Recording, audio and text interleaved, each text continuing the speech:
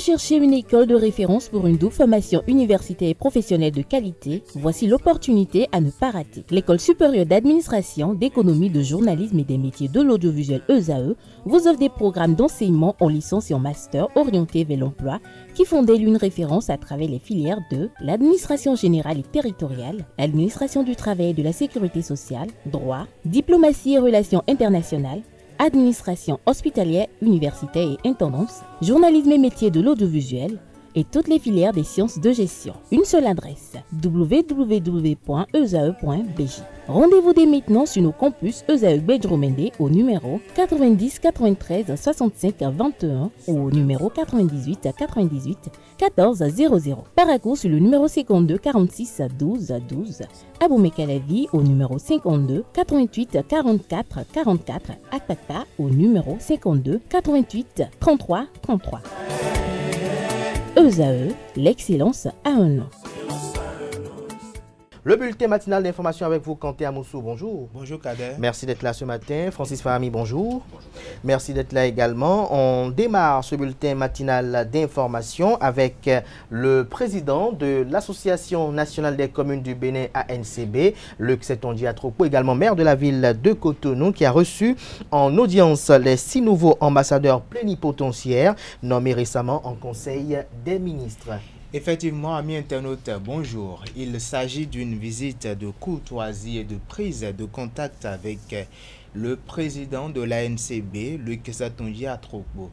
À la sortie d'audience, Joseph Aranzo, ambassadeur du Bénin près le Royaume du Maroc, nous fait le point de leurs échanges au micro de Anaël Do. Ce fut une séance très enrichissante et édifiante pour nous autres nouveaux ambassadeurs du Bénin près de différents pays. Nous sommes 6 à prendre part à cette audience avec le président de l'ANCB, assisté de certains collègues. Au cours de cette séance, nous avons feuilleté ensemble l'agenda des défis de l'ANCB dans le cadre de la stratégie mise en place pour le développement local. Et à partir de ces défis, nous avons mis en parallèle les missions de l'ANCB pour ensuite retenir les perspectives de coopération qu'on pourrait avoir avec les pays dans lesquels nous sommes accrédités. Et nous avons établi de façon formelle entre nous les bases d'une relation de travail, de collaboration entre la NCB et les ambassades. Nous avons souhaité vivement que les ambassades soient les couloirs d'intervention des différentes mairies dans les pays de représentation et que les ambassadeurs ou les ambassades ne soient plus surpris des missions de certains responsables de nos collectivités locales dans nos pays de représentation. Cela aiderait à renforcer et à relever le niveau, disons, de représentation de notre pays à l'extérieur. Et on constaterait que le Bénin est beaucoup plus organisé dans la conduite de sa diplomatie vis-à-vis des pays de l'extérieur. Dans la politique que mène le Bénin aujourd'hui, tous les chantiers sont des chantiers qui doivent participer, contribuer à la valorisation, à la mise en valeur de notre pays. Vous savez qu'aujourd'hui, le Bénin est un pays de fierté pour les citoyens béninois que nous sommes. Et en tant que représentants de la nation béninoise, nous avons à travailler dans tous les sens afin que ce caractère essentiel qui met de la valeur sur le Bénin soit maintenu. Avec l'appui de la HAC, l'APDP renforce les capacités des professionnels des médias du Bénin. Avec le soutien de la haute autorité de l'audiovisuel et de la communication RAC, l'autorité de protection des données à caractère personnel APDP a organisé ce jeudi 17 avril 2025 au champ d'oiseaux de Cotonou un atelier de formation des professionnels des médias sur le régime de protection des données à caractère personnel en vigueur au Bénin. Le point dans cet élément.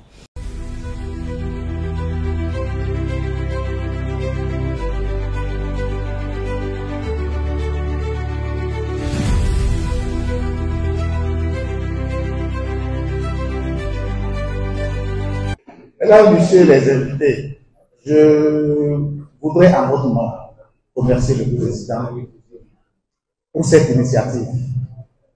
Parce que nous vivons aujourd'hui dans un monde où la maîtrise de ce que signifient les données personnelles et leur protection ne doit plus relever de la simple culture générale.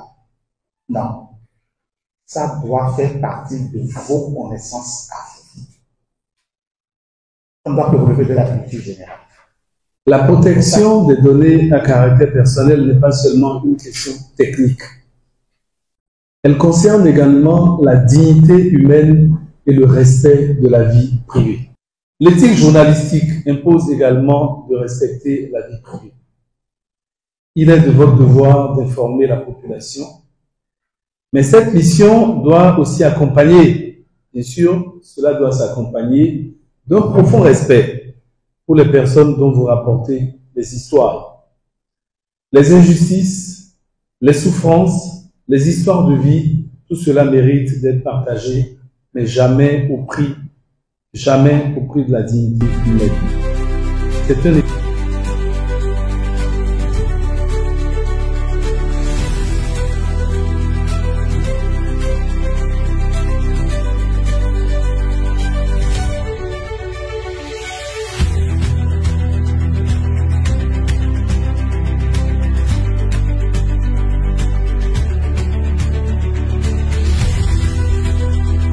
Le ministre du Tourisme, de la Culture et des Arts, Jean-Michel Abimbola, a fait le bilan des réformes engagées et des résultats obtenus par le gouvernement du président Patrice Talon dans le secteur, notamment différents secteurs du tourisme, de la culture et des arts, ceci depuis 2016 à ce jour.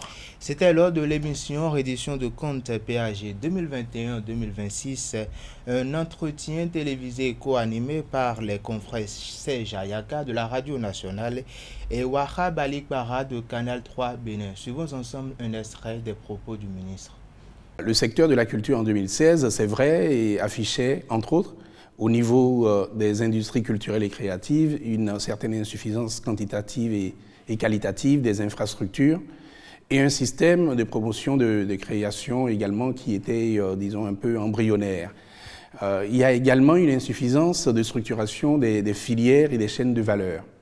En ce qui concerne nos traditions, il faut reconnaître que nos traditions étaient dans un certain état de dégradation des grandes œuvres de l'histoire.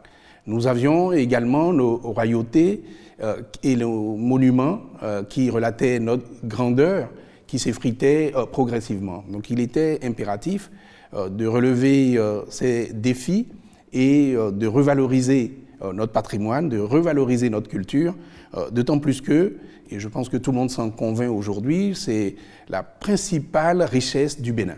Le Bénin, comme nous avons l'habitude de le dire, pour l'instant en tout cas, n'exploite pas d'or, ni de pétrole, ni d'autres ressources minières, mais en tout état de cause, nous avons ce potentiel qui peut être largement exploité au bénéfice de nos populations. Révéler le Bénin aux Béninois et au monde, je voudrais dire concrètement que c'est faire connaître et valoriser le riche patrimoine culturel que nous avons aux Béninois eux-mêmes. Et faire connaître évidemment aux étrangers, ceux qui ne sont pas des Béninois et qui nous regardent. C'est également développer, on l'a dit, les industries culturelles et créatives pour la création de richesses et de l'emploi.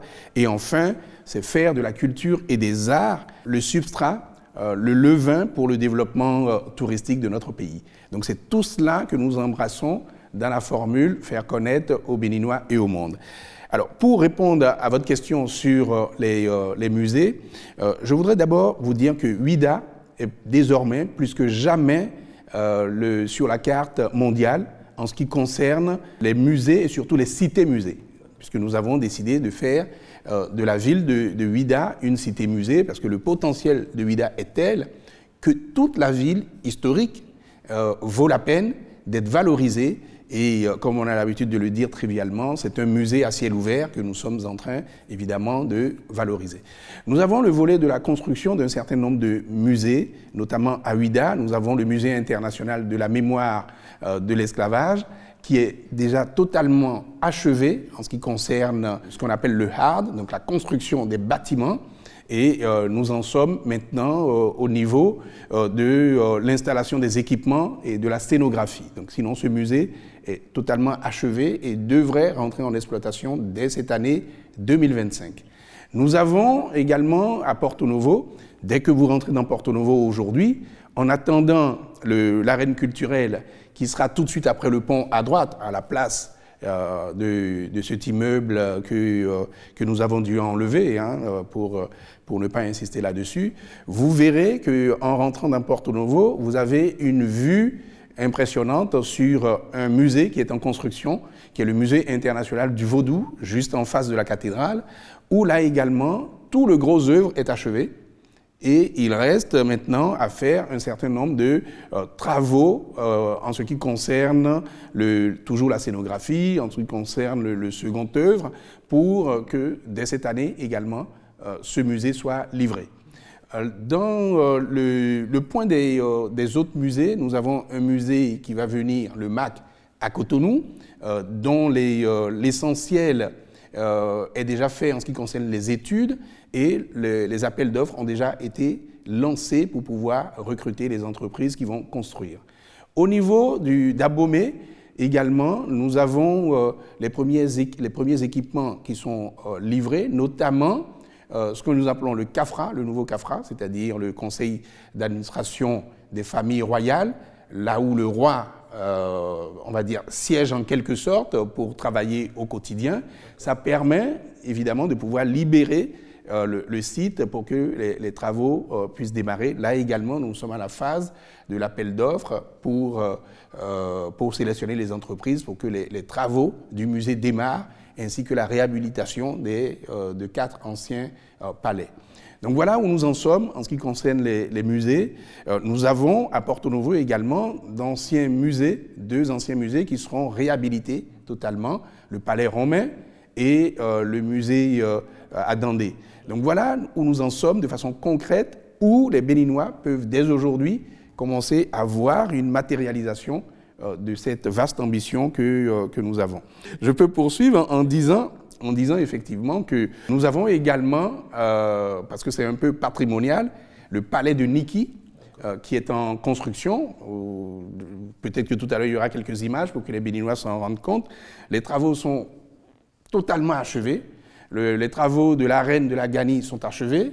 Il reste quelques petites finitions au niveau du palais royal lui-même pour pouvoir redonner, disons, tout son faste au royaume de Niki et surtout avoir cet écrin de valorisation de ce patrimoine exceptionnel qu'est la Gani. Jean-Michel Abimbola, ministre du Tourisme, de la Culture et des Arts, s'est également prononcé sur la loi sur la chefferie traditionnelle qui fait couler beaucoup d'encre et de salive. Effectivement, voté le jeudi 13 mars 2025 à l'Assemblée nationale, les députés de la 9e législature, la loi numéro 2025-09 du 3 avril 2025 portant cadre juridique de la chefferie traditionnelle en République du Bénin a été promulguée par le président Patrice Talon. Lors de la même émission, le ministre de la Culture Jean-Michel Abimbola est revenu également sur cette actualité. Suivons ensemble. Nous avons plusieurs choses que nous faisons. Il faut savoir que nous voulons revaloriser l'ensemble du patrimoine. Donc nous avons commencé d'abord à faire un inventaire du patrimoine matériel. Nous avons fait également un inventaire du patrimoine immatériel. Et c'est dans tout cela qu'il est également important de revaloriser le patrimoine immatériel, on va y revenir, culturel vaudou, et qu'il est également impératif de revaloriser nos chefferies traditionnelles. Donc cette ambition du chef de l'État, qui a été, je pense, illustrée notamment à travers sa prise en charge dans la Constitution, devait être déclinée à travers un cadre juridique que nous réservons à la chefferie traditionnelle. Donc depuis 2022, le chef de l'État a mis en place une commission qu'on a appelée la commission chefferie, qui est en fait une commission scientifique sur la matière. Et de 2022 jusqu'en 2024, cette commission a travaillé d'arrache-pied, de façon méthodique, pour pouvoir démêler un peu les chevaux, pour que nous puissions restituer la situation de la chefferie traditionnelle au Bénin. Donc c'est une démarche qui a été faite, qui est une démarche purement scientifique et qui n'est pas une démarche ni sociale et encore moins politique, j'allais dire. Mais le fait de dire qu'à un instant T, à une date T où on a mis un curseur 1894 pour la partie méridionale du Bénin, 1897 pour la partie septentrionale du Bénin, voici la situation à ce moment-là, ne veut pas dire que les royaumes qui ont existé avant et qui n'ont plus existé n'ont jamais existé. Ça ne veut pas dire que l'histoire de ces royaumes-là n'existe pas et de ces peuples-là n'existe pas. Donc je voudrais vraiment que ce soit très clair pour l'ensemble de nos populations en disant que c'est une photo à un moment donné et cette photo a été faite juste avant la pénétration coloniale parce que nous avons parlé de chefferie traditionnelle et pas de la chefferie coloniale ou de la chefferie moderne ou la chefferie du 21e siècle. Alors, si on met le curseur au 21e siècle, peut-être que nous aurons plus que 16 royaumes. Il se pourrait que nous ayons, j'en sais rien, moi, 200 royaumes. Mais nous avons mis le curseur à l'ère précoloniale. Reconnaître d'abord que c'est la première fois que la chefferie traditionnelle a un cadre juridique. Je pense qu'il ne vous a pas échappé que nous ne sommes pas dans un royaume au Bénin. Au Bénin, nous sommes en république. Et les royaumes que nous avions eus sur le territoire que nous appelons aujourd'hui le Bénin, ça fait partie de notre histoire, ça fait partie de notre patrimoine. Et nous avons dit que nous voulons revaloriser le patrimoine. Donc c'est le premier argument. Le deuxième argument, c'est que ces gardiens des us et coutumes, donc nos chefs traditionnels, doivent avoir un rôle à jouer dans la République aujourd'hui et doivent contribuer par leur expérience, par leur connaissance de nos cultures, par leur connaissance de notre patrimoine immatériel, de notre patrimoine matériel, par la connaissance des peuples, la connaissance des traditions, des us et coutumes, ils doivent pouvoir contribuer à la République, ils doivent pouvoir contribuer à amener les populations, les peuples, à créer, disons, ce que nous souhaitons au Bénin, c'est-à-dire un pays, une nation même, où nous partageons un certain nombre de valeurs, et c'est pour ça que dans la loi, il est bien dit qu'on reconnaît les rois et les royaumes et les chefferies traditionnelles, les chefferies coutumières, même les chefferies communautaires, à condition de respecter évidemment les textes de la République. Quid des conséquences psychologiques des accidents de la route?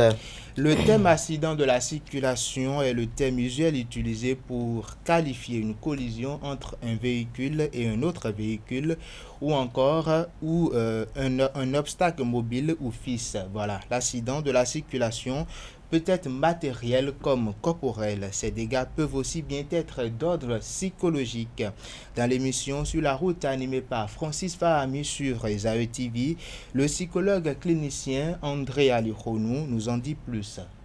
Ce choc émotionnel qui est le plus grand dégât est très difficile à appréhender et à traiter. N'empêche que le choc émotionnel se manifeste selon chaque individu de plusieurs façons.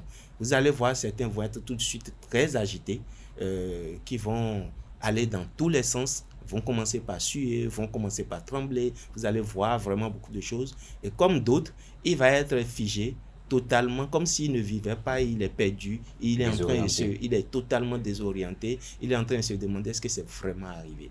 Est-ce que je suis... Quand bien même il a peut-être une fracture ou bien un bras coupé, un pied coupé, il sent même pas la douleur. Il voit, oui, il y a une certaine forme d'adrénaline, mais c'est comme s'il y a une inhibition.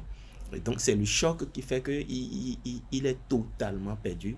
Et donc ça arrive tout de suite. Et ça, c'est les manifestations immédiates. Mais le stress post-traumatique que va générer, qui va être la conséquence directe de cet accident ou de cet accident, reste le choc le plus grand et émotionnellement, qui va plus tard ou pourrait plus tard dégénérer sur une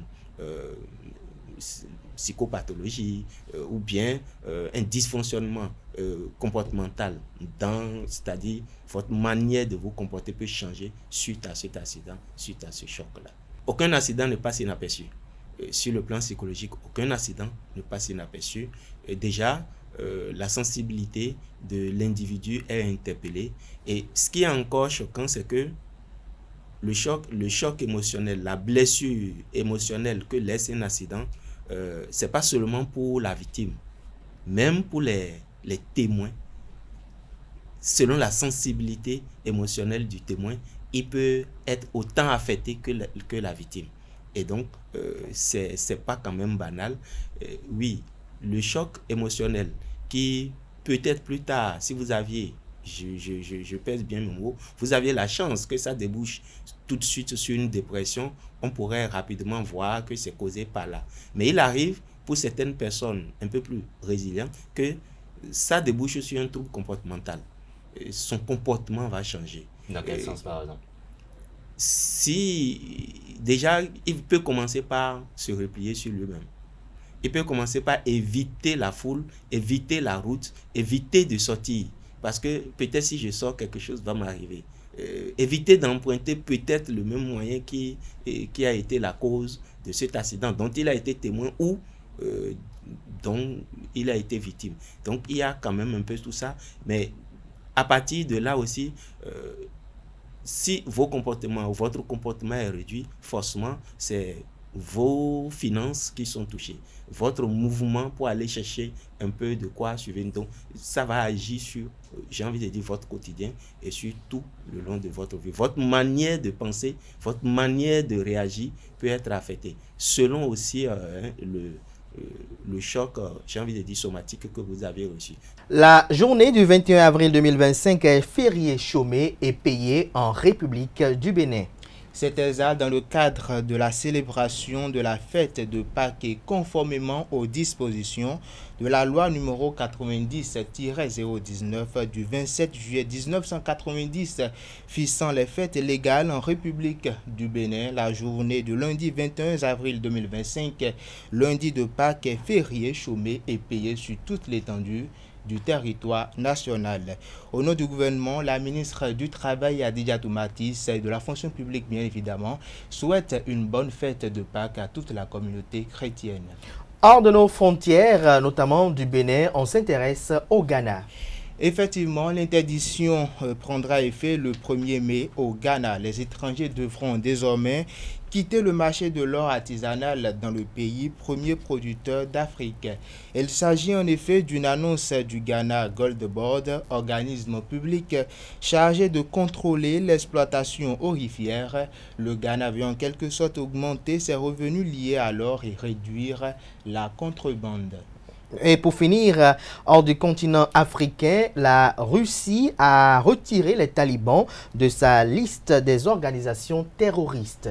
Effectivement, la Cour suprême russe a annoncé, validé jeudi 17 avril 2025, le retrait des talibans de la liste des organisations terroristes en Russie. Une mesure symbolique visant à renforcer les relations entre Moscou et Kaboul, isolé de la scène internationale depuis quelques années. Le juge en charge du dossier a déclaré que cette décision entre en vigueur immédiatement. Cette décision n'équivaut pas à ce stade à une reconnaissance formelle du gouvernement de Taliban par Moscou. Merci à vous, Komlan Kanté Amousso, pour cette belle présentation du bulletin matinal d'information. Vous restez avec moi. On retrouve juste après ce jingle Francis Olafarami pour la définition du jour.